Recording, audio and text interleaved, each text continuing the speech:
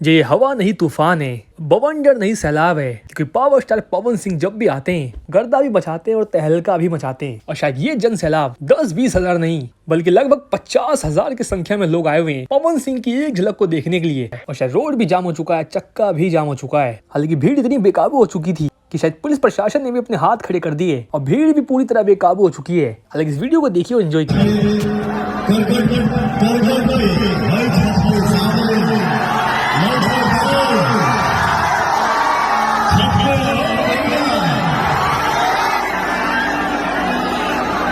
ये कलाकार नहीं है, सबसे बड़ी संपत्ति है।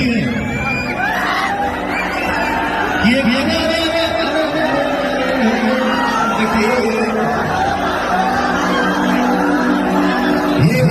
की सबसे बड़ी संपत्ति है। बाबू ये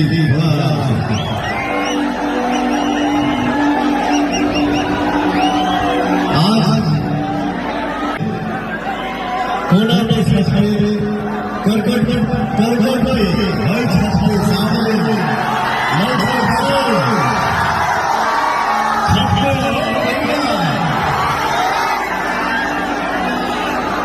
ये